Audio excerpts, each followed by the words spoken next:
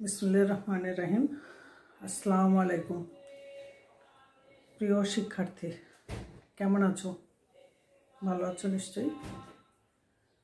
Online classroom महिला college Chattogram, श्रेणी द्वादश, विषय मनोविज्ञान द्वितीय पत्र।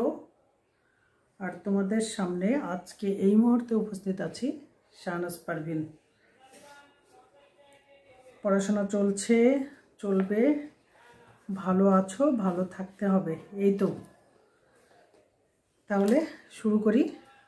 আমরা শিখছিলাম আমাদের মনোবিজ্ঞানের দ্বিতীয় পত্রে পরিসংখ্যান যে অংশ আছে সেই অংশ থেকে।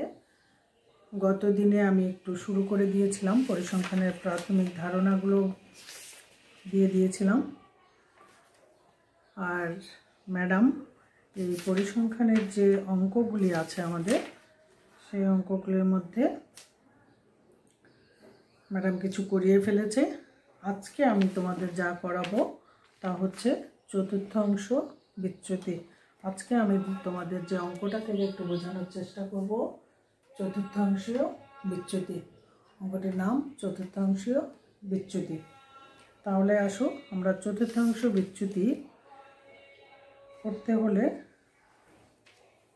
কি করব? চতুর্থাংশ বিচ্যুতির সূত্র আছে, চতুর্থাংশ বিচ্যুতির সূত্র আছে। সেটা আমরা যদি কথাই বলি সেটা হচ্ছে প্রথম চতুর্থ এবং তৃতীয় চতুর্থকে যে ব্যবধান অর্থাৎ যে বিয়োগফল তাকে অর্ধেক বা 2 দিয়ে ভাগ করলেই চতুর্থাংশ বিচ্যুতি পাওয়া যায়। চতুর্থাংশ বিচ্যুতিকে আমরা তাকেই বলবো প্রথম চতুর্থক এবং তৃতীয় চতুর্থকে বিয়োগ করলে বা ব্যবধান তার সঙ্গে 2 দ্বারা তাকে 2 দ্বারা ভাগ করলে যে অঙ্ক বা সংখ্যা পাওয়া যাবে সেটাকে আমরা চতুর্থাংশ বিচ্যুতি বলবো। চতুর্থাংশ বিচ্যুতিটাকে আমরা কিউ দিয়ে প্রকাশ করব। দেখো, চতুর্থাংশ বিচ্যুতিটাকে আমরা কিউ দিয়ে প্রকাশ করব। আর প্রথম চতুর্থককে আমরা Q1 বলবো, তৃতীয় চতুর্থকে বলবো আমরা Q3। প্রথম চতুর্থকে Q1 বলবো, তৃতীয় চতুর্থকে আমরা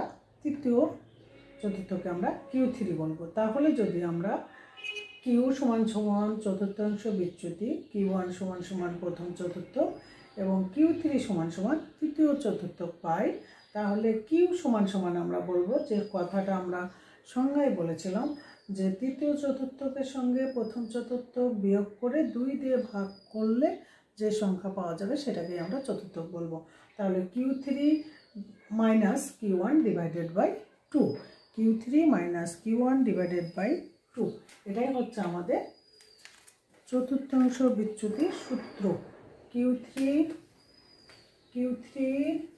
মাইনাস Q1 ডিভাইডেড বাই 2, এটাই হচ্ছে আমাদের চতুর্থাংশ বিচ্যুতির সূত্র। Q3 minus Q1 divided by 2, এটা হচ্ছে আমাদের চতুর্থাংশ বিচ্যুতির সূত্র। আমরা সূত্র পেয়েছি Q3 divided by Q3 minus Q1 divided by 2, এটা হচ্ছে আমাদের চতুর্থাংশ বিচ্যুতির সূত্র। আমরা ম্যাডাম নিশ্চয়ই বলেছেন, আমি আবার বলছি, আমরা এই অঙ্কগুলি করতে গেলে 2 রকম উপাত্ত পাবো। 2 রকম উপাত্ত থেকে অঙ্কগুলি আমরা করি। প্রথম উপাত্ত হচ্ছে অবিন্যস্ত উপাত্ত, দ্বিতীয় উপাত্ত হচ্ছে বিন্যস্ত উপাত্ত। প্রথম উপাত্ত হচ্ছে অবিন্যস্ত উপাত্ত, 2 নম্বর হচ্ছে বিন্যস্ত উপাত্ত। অবিন্যস্ত উপাত্ত কাকে বলবো আমরা? অবিন্যস্ত উপাত্ত আমরা তাকে বলবো যেগুলো উপাত্তগুলি সাজানো থাকবে না, এলোমেলো থাকবে, সেগুলিকে আমরা অবিন্যস্ত উপাত্ত বলবো। আমাদের এখানে যে উপাত্ত আছে সেই উপাত্তগুলি এরকম দেওয়া আছে: 60, 63, 56,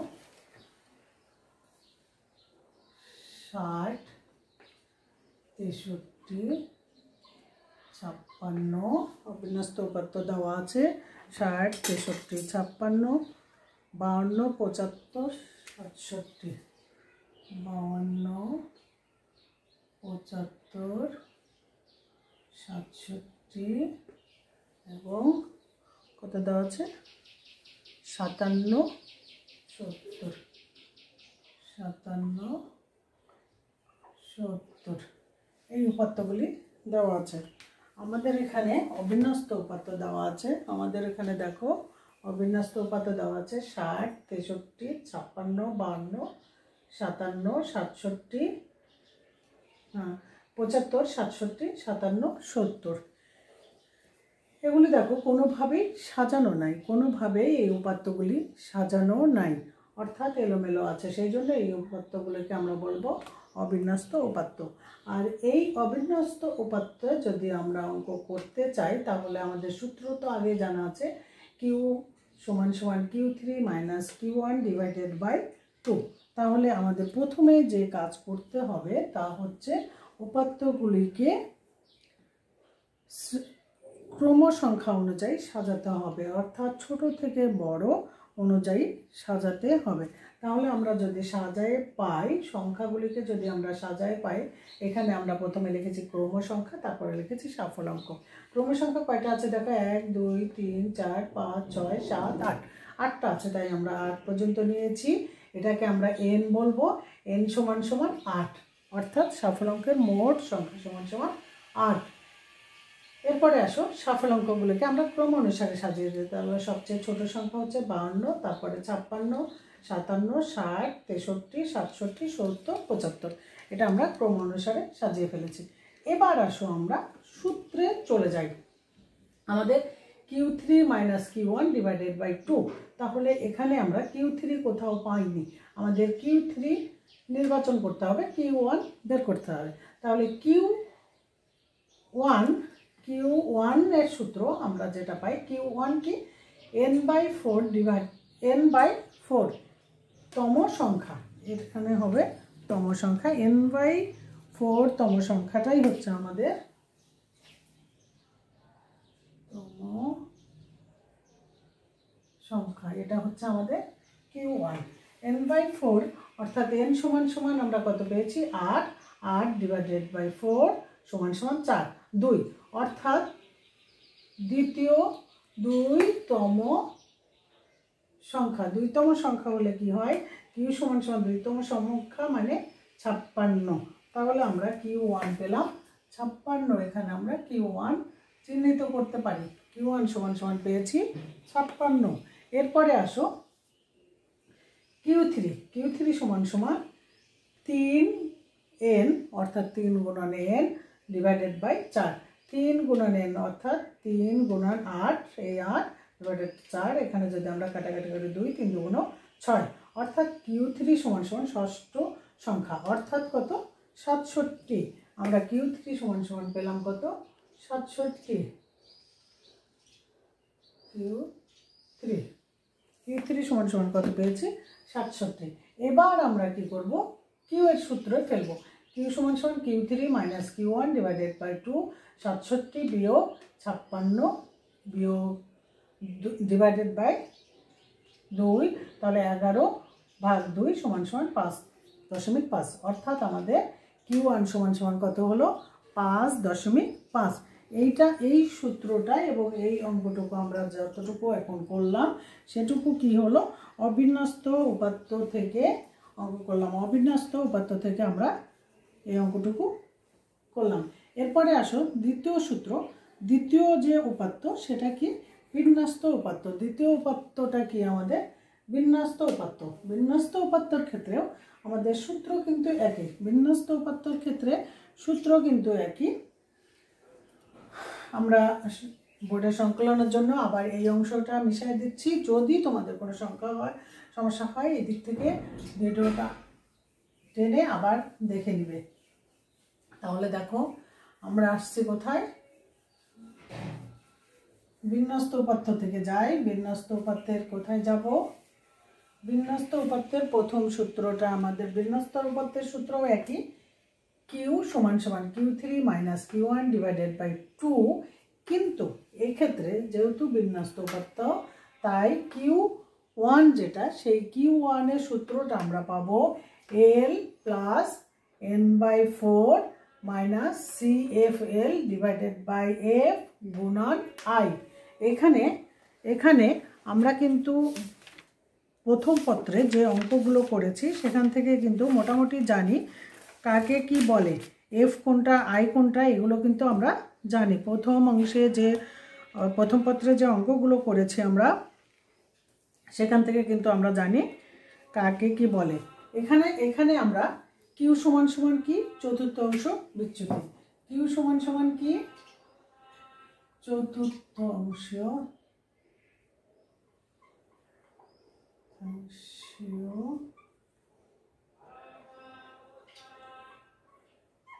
বিচ্যুতি। আর কিউ ওয়ান সমান সমান কি, প্রথম চতুর্থ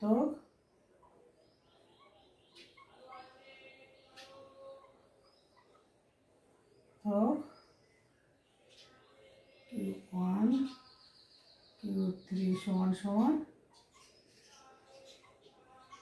তৃতীয় চতুর্থ। এখন দেখো আমরা যেটা বিন্যস্ত উপাত্তে যেটা পেয়েছি নতুন, সেটা হচ্ছে আমাদের এল। এলকে আমরা কি বলি, এল কিন্তু আমরা জানি যে শ্রেণীতে চতুর্থটি পড়েছে সেই শ্রেণীর প্রকৃত নিম্নসীমা। আমরা প্রথম পত্রে প্রকৃত নিম্নসীমা সম্পর্কে একটু জেনেছি। তাহলে আবার আমরা বলি এল সমান সমান যে শ্রেণীতে চতুর্থটি পড়েছে সেই শ্রেণীর প্রকৃত নিম্নসীমা। এল সমান সমান যে শ্রেণীতে চতুর্থটি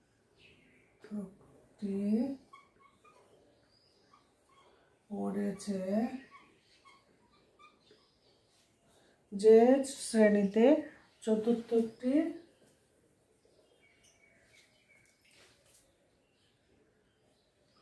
পড়েছে সেই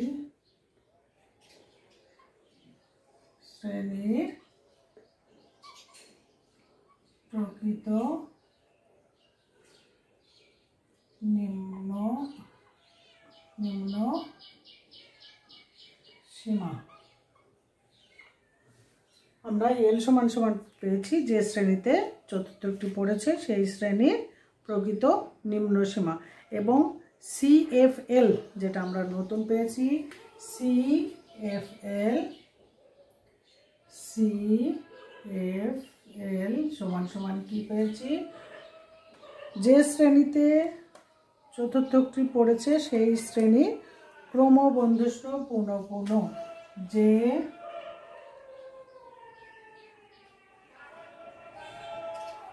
শ্রেণীতে চতুর্থটি পড়েছে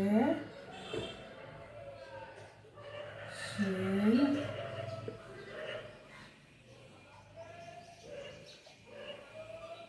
শ্রেণীর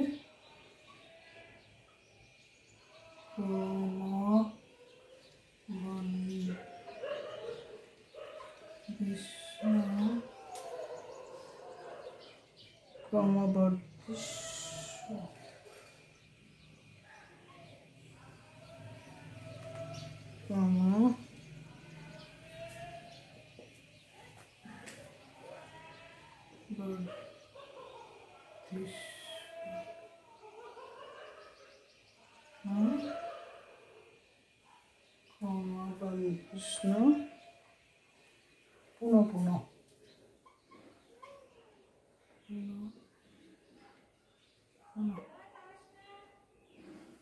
সিএফএল সমান সমান আমরা পেয়েছি যে শ্রেণীতে চতুর্থটি পড়েছে তার ক্রমবর্ধমান পুনঃপুন এভাবে হবে।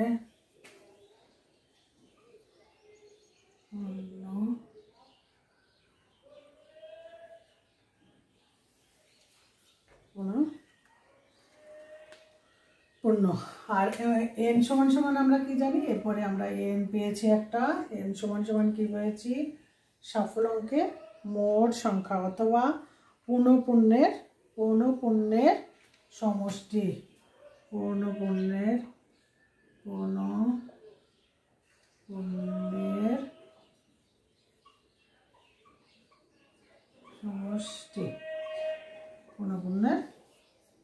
সমষ্টি। এফ সমান সমান কি, আই সমান সমান কি, আই পেয়েছে একটা, আমরা এফ পেয়েছে একটা। আই সমান সমান হচ্ছে শ্রেণীসীমা, শ্রেণীসীমা, এবং এফ সমান সমান যে শ্রেণীতে পুনঃপুনটি পড়েছে সেই শ্রেণীর পুনঃপুন, যে শ্রেণীতে চতুর্থটি পড়েছে সেই শ্রেণীর, যে শ্রেণীতে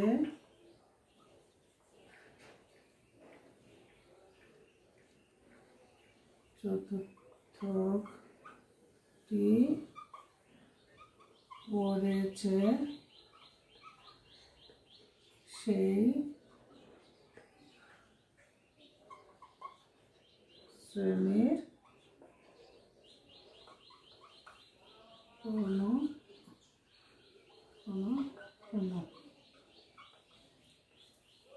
তাহলে দেখো আমরা এখন সূত্রটির ব্যাখ্যা একটু জেনে নিই। আমরা সূত্র পেয়েছি কিউ সমান সমান Q3 minus Q1 divided by 2, কিন্তু এখানে Q1 সমান সমান L plus N/4 divided minus CFL divided F এবং গুণন পুরাটার উপর গুণ I। তাহলে এখানে আমরা সূত্রটার ব্যাখ্যা একটু খুঁজে নিই, এখানে আরেকটা কথা আছে, L Q1 সমান সমান যেটা হয় Q3, শুধু পার্থক্য 3n/4, CFL সব ঠিক আছে। আমরা আগের যেরকম অবিন্যস্ত উপাত্ত থেকে পেয়েছিলাম ঠিক এখানেও বিন্যস্ত উপাত্ত 3n/4 মাইনাস CFL F। তাহলে আমরা সূত্রের ব্যাখ্যায় যদি যাই, এই ব্যাখ্যা থেকেই আমরা অঙ্কে চলে যেতে পারবো। সূত্রের ব্যাখ্যায় চলে যায়। সূত্রের ব্যাখ্যা হচ্ছে প্রথম চতুর্থক আমরা চতুর্থাংশ বিচ্ছেদ পেয়েছি Q1 সমান সমান প্রথম চতুর্থক, Q3 সমান সমান তৃতীয় চতুর্থক, এবং আমরা L যদি খুঁজি তাহলে L কি পাবো, যে শ্রেণীতে চতুর্থকটি পড়েছে সেই শ্রেণীর প্রকৃত নিম্ন সীমা, যে শ্রেণীতে চতুর্থকটি পড়েছে সেই শ্রেণীর প্রকৃত নিম্ন সীমা। CFL কি, যে শ্রেণীতে চতুর্থকটি পড়েছে সেই শ্রেণীর ক্রমবর্ধমান পুনঃপুন, n সমান সমান কি পুনঃপুনের সমষ্টি, I সমান সমান শ্রেণীসীমা, F সমান সমান যে শ্রেণীতে চতুর্থকটি পড়েছে সেই শ্রেণীর পুনঃপুন। এখন আমরা যে শ্রেণীতে বলেছি সেই শ্রেণী বলতে কি বোঝাচ্ছে,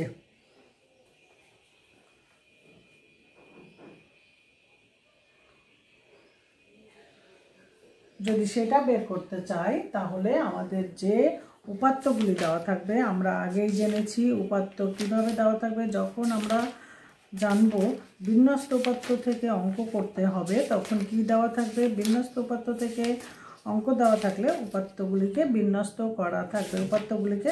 করা থাকবে, অর্থাৎ এখানে কি থাকবে,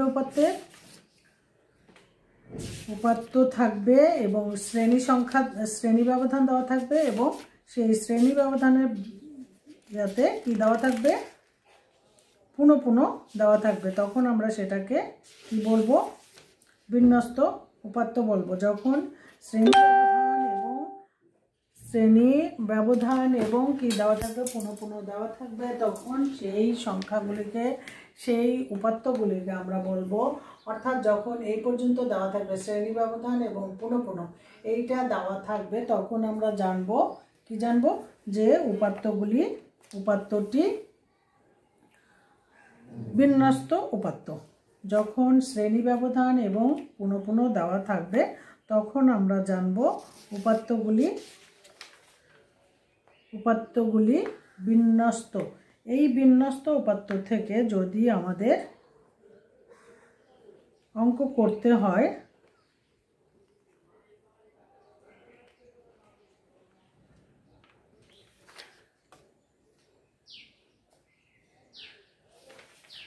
তাহলে আমরা কি করব, তাহলে আমরা এই সূত্র প্রয়োগ করব, L plus N/4 minus CFL divided by F এবং I। এখন যেখানে আমরা বলেছি L, যে শ্রেণীতে চতুর্থকটি পড়েছে সেই শ্রেণীর প্রকৃত নিম্ন সীমা, এখানে শ্রেণী দেওয়া আছে এবং পুনঃপুন দেওয়া আছে। এখানে প্রথম কিউ এর বেলায় মানে প্রথম কিউ যখন প্রথম চতুর্থক যখন আমরা পাচ্ছি তখন n/4। n সমান সমান আমরা কত পেয়েছি এখানে? n সমান সমান দেওয়া আছে 50। n সমান সমান 50, অর্থাৎ n কে যদি 50 যদি আমরা 2 দিয়ে ভাগ করি, n কে যদি 2 দিয়ে ভাগ করি তাহলে আমরা কত পাবো? n কে যদি 2 দিয়ে ভাগ করি তাহলে আমরা কত পাবো? n কে 2 দিয়ে ভাগ করলে আমরা পাবো n কে 4 দিয়ে যদি ভাগ করি তাহলে আমরা কত পাবো? আমরা একটু দেখে নিই। n সমান সমান আমাদের কত আছে?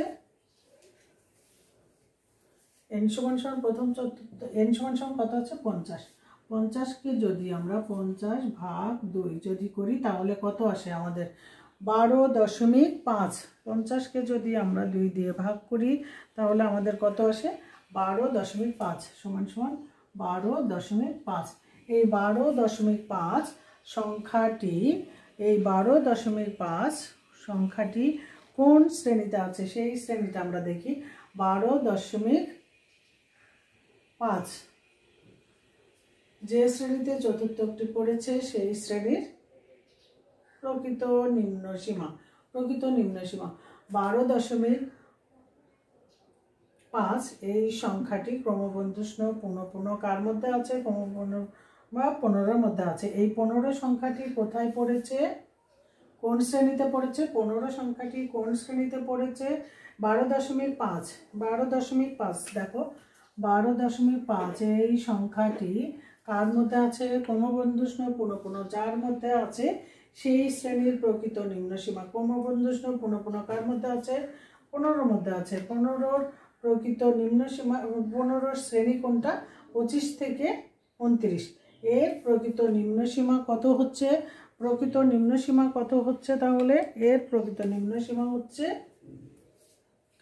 24.5।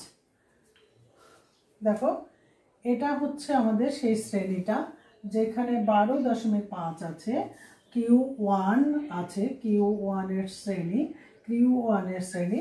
তার প্রকৃত নিম্নসীমা, আমরা প্রকৃত নিম্নসীমা অর্থাৎ যেটা ছোট সংখ্যা আছে সেই সংখ্যাটার সঙ্গে 0.5 বিয়োগ করি, তাহলে 0.5 বিয়োগ করলে আমাদের L হচ্ছে 24.5। অর্থাৎ আমাদের প্রথম সূত্রের ক্ষেত্রে L সমান সমান আমরা পাচ্ছি 24.5। বাকিটা আমরা রেখে দিয়ে তারপর দেখি বাকিটা রেখে দিলে কি হবে। আমরা n/4 কত পেয়েছি? n/4 অর্থাৎ n/4 এখানে একটু ভুল হয়েছে, 4 অর্থাৎ কত পেয়েছি? 12.5। আমরা যদি এখানে বসাই দিই 12.5 ডিভাইডেড বিয়োগ কত করব? CFL ক্রমবর্ধমান পুনঃপুন নিম্নসীমা, অর্থাৎ যে শ্রেণীতে চতুর্থকটি পড়েছে সেই শ্রেণীর ক্রমবর্ধমান পুনঃপুন। চতুর্থকটি কোথায় পড়েছে? চতুর্থকটি পড়েছে কোথায়? এই শ্রেণীতে। এই শ্রেণীর ক্রমবর্ধমান পুনঃপুন কোনটা? 15। এই শ্রেণীর ক্রমবর্ধমান পুনঃপুন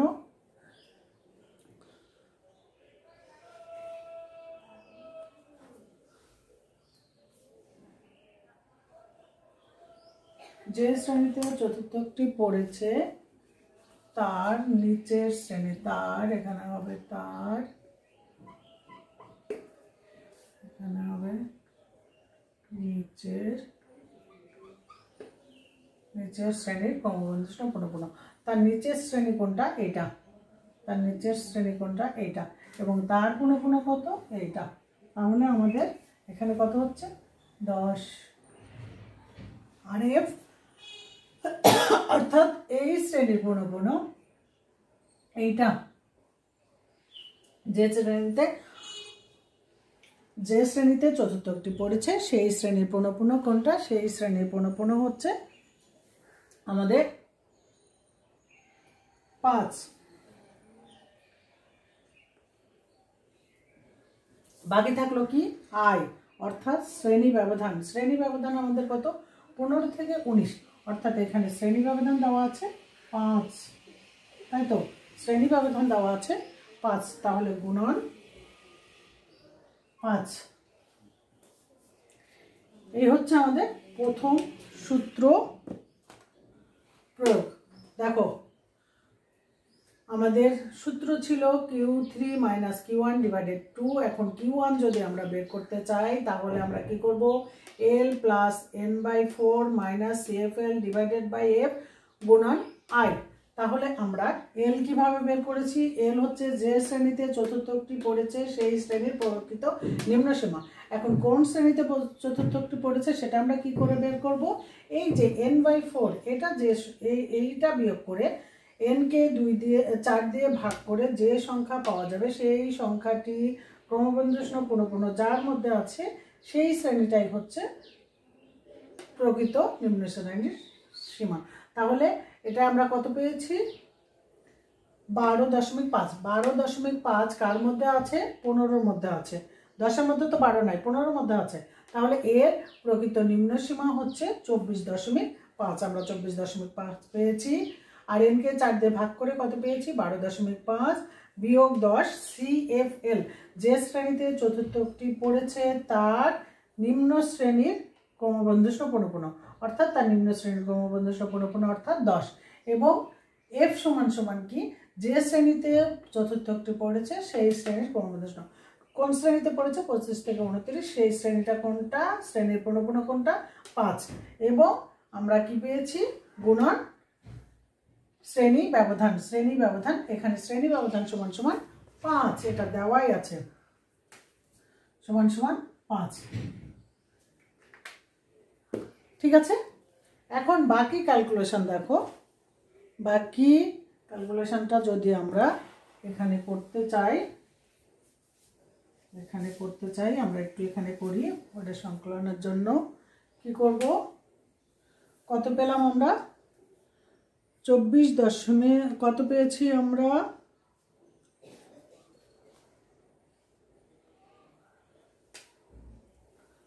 তাহলে 24.5 বিয়োগ যোগ কত পেয়েছি আমরা, 12.5-এর সঙ্গে যদি 10 বিয়োগ করা যায় তাহলে 2.5 থাকে আমাদের, এই তো 2.5 ডিভাইডেড বাই কত আছে 5 গুণন কত 5। আমরা যদি এই 5 আর এই 5 কেটে দিই তাহলে কত থাকে, সমান সমান 24.5 যোগ 2.5 সমান সমান কত হয়, সমান সমান কত হয়, 2 5 5 0 অর্থাৎ দশমিকের পরে 0 এসে যায়, 2 আর 4 কত, 1 হাতে থাকে, 2 আর 4 6 আর 1 7.2 অর্থাৎ 27। তাহলে আমরা প্রথম চতুর্থ মানে Q1 সমান সমান কত পেলাম, 27। Q1 সমান সমান 27 পেয়েছি।